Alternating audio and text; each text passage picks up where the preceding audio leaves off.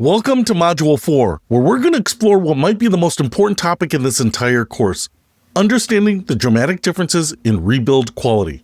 This is where the rubber meets the road, because all the savings in the world doesn't matter if you end up with a poorly rebuilt car that gives you nothing but problems. By the end of this module, you'll know how to spot the difference between excellent rebuilds and corner-cutting work, and you'll understand why who does the rebuilding matters just as much as what car you're buying. Let me start with a fundamental truth. Not all rebuilt cars are created equal. The rebuild quality spectrum ranges from absolutely professional work that's indistinguishable from factory standards, all the way down to amateur repairs that might look okay on the surface, but have serious underlying problems. At the high end, you have professional rebuilding companies that specialize in specific brands, have invested in proper equipment and training, and follow rigorous quality control processes. These operations might rebuild hundreds of vehicles per year, and they've refined their processes to deliver consistently excellent results. At the low end, you have individuals working in their garages with basic tools, limited experience, and often focus on getting the car running and looking presentable as cheaply as possible. And there's everything in between: small shops that do quality work but might not have all the specialized equipment, larger operations that prioritize volume over quality, and individuals who are skilled mechanics but might not have the experience with the specific type of damage they're repairing. Understanding where a particular rebuilt car falls on the spectrum is crucial to making a smart purchase decision. Professional rebuilding operations. Let me tell you about the best rebuilds I've encountered, because this will help you understand what excellent work looks like. Remember that friend I mentioned who was so impressed with his rebuilt car that he bought another one for his son? The first car came from a shop that specialized in rebuilding one specific luxury brand. This wasn't a general repair shop that occasionally did rebuilds. This was a company that focused exclusively on taking damaged vehicles of this particular brand and returning them to like new condition. They had all the right diagnostic equipment for that brand, relationships with OEM parts suppliers, and technicians who understood the specific engineering and construction details of those vehicles. The result was a car that looked, drove, and performed exactly like it would have from the factory. I've seen similar quality from other specialized operations. There's a shop in my area that focuses exclusively on pickup trucks. They understand frame repair, bed replacement, and suspension work, all of the specific challenges that come with rebuilding trucks. Their work is consistently excellent because they've invested in the right equipment and developed the expertise. These professional operations typically document their work extensively using OEM or OEM equivalent parts, and often provide some form of warranty on their rebuilds. They understand that their reputation depends on quality, so they don't cut corners. Signs of professional work. So, what are the signs that you're looking at a professionally rebuilt vehicle? First, the paintwork should be flawless. Professional shops have proper spray booths, color matching equipment, and skilled painters. You shouldn't see any color variations, orange peel texture, or overspray on adjacent panels. Second, panel gaps should be consistent and match factory specifications. Doors, hoods, and trunk lids should align perfectly and close with the same solid feel as a new car. Third, all safety systems should function properly. Professional rebuilders know that airbag systems, stability control, and other safety features need to be properly reconnected and tested after major repairs. Fourth, the mechanical work should be invisible. You shouldn't be able to tell that major components were replaced just by looking under the hood or underneath the car. Fifth, all the little details should be right. Wiring should be properly routed and secured, bolts should have the correct torque specifications, and everything should look like it belongs. The brand specialization advantage. I want to emphasize the advantage of brand specialization because it makes such a difference in the quality of rebuilds I've encountered. When a shop specializes in rebuilding specific brands, they develop expertise that general repair shops simply can't match. They understand the common failure points, the proper repair procedures, and the little tricks that make the difference between adequate work and excellent work. They also develop relationships with parts suppliers that specialize in those brands. This means they can get OEM parts more easily and at better prices, which often translates to better quality rebuilds at competitive prices. The shop that rebuilt my friend's car had rebuilt hundreds of vehicles of that particular brand. They knew exactly how to repair the specific type of damage his car had suffered because they'd done it many times before. The result was a repair that was actually better than factory in some ways because they'd learned from experience which improvements could be made. Amateur and corner cutting rebuilds. Now, let me share some examples from the other end of the spectrum, because understanding poor quality work is just as important as recognizing excellent work. I mentioned earlier that I once bought a rebuilt car where the mechanical work was solid, but the cosmetic repair was done on the cheap. The car had been in a front corner collision that damaged the bumper cover, headlight, and some suspension components. The suspension work was excellent. They completely replaced the damaged components with OEM parts and the car drove perfectly. But instead of replacing the damaged bumper cover, they decided to repair it and repaint it to save some money.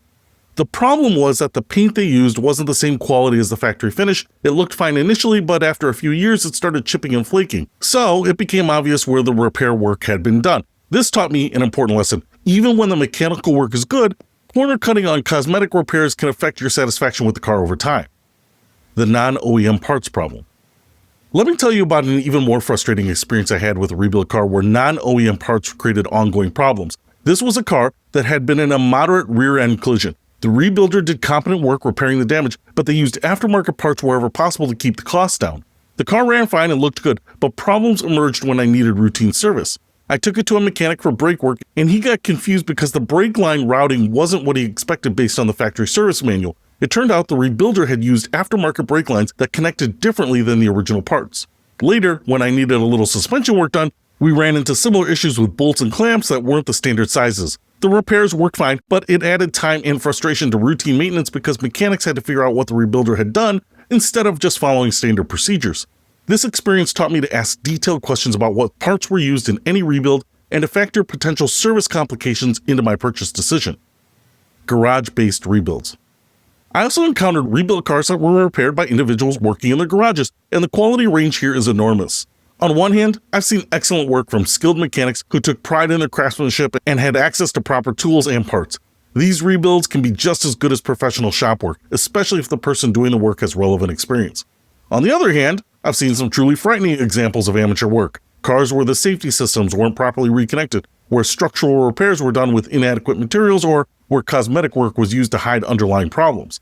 The challenge with garage-based rebuilds is that there's often no documentation of the work that was done. There's no warranty, and there's no way to verify that the proper procedures were followed. You're essentially trusting the skill and integrity of someone you probably don't know. Red flags to watch out for. Based on all of these experiences, let me share some specific red flags that should make you walk away from a rebuilt car. First, poor paint quality is often a sign of corner cutting elsewhere. If they didn't invest in proper paint work, what else did they skip? Second, panel alignment issues suggest either poor workmanship or structural damage that wasn't properly repaired. Doors that can't close properly or panels with inconsistent gaps are a serious warning sign. Third, electrical problems often indicate hasty or improper repair work. If the lights don't work correctly, there are warning lights on, or electronic systems behave erratically, that's a red flag. Fourth, unusual noises, vibrations, or handling characteristics suggest mechanical problems that might not have been properly addressed. Fifth, missing incomplete documentation about the rebuild work makes it impossible to verify what was actually done. Quality indicators to look for.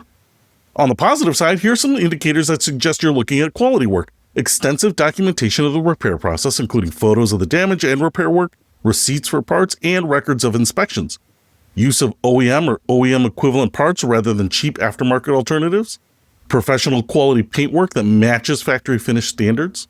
Proper operation of all safety systems, including airbags, stability control, and other electronic features.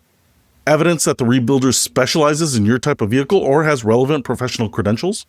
A willingness to discuss the repair process in detail and answer technical questions about the work that was done. The inspection process. In the next module, we're going to cover the detailed inspection process you should follow before buying any rebuilt car. But let me give you a preview of how understanding quality differences affects the inspection. When you're looking at a professionally rebuilt car, your inspection can focus on verifying that the work was done properly and that all systems function correctly. When you're looking at an amateur rebuild, your inspection needs to be much more thorough because you're essentially trying to determine whether the car is safe and reliable. The key is adjusting your expectations and inspection intensity based on what type of rebuild you're considering. What's coming next? In Module 5, we're going to put all this knowledge to work with a comprehensive pre-purchase evaluation process. You'll learn exactly how to inspect a rebuilt car, what questions to ask, and how to use professional inspection services to verify quality before you buy. We'll also cover the documentation review process and how to research the specific damage and repair history of any vehicle you're considering. Wrap up. So, to recap Module 4, rebuild quality varies dramatically from professional work that's indistinguishable from factory standards to amateur repairs that might have serious problems. Professional rebuilders who specialize in specific brands typically deliver the best results. Key indicators include paint quality, panel alignment, proper parts usage, and thorough documentation. Understanding these quality differences is crucial to making smart purchasing decisions and avoiding problem vehicles. I'll see you in Module 5, where we dive into the detailed inspection process that will help you evaluate any rebuilt car before you buy.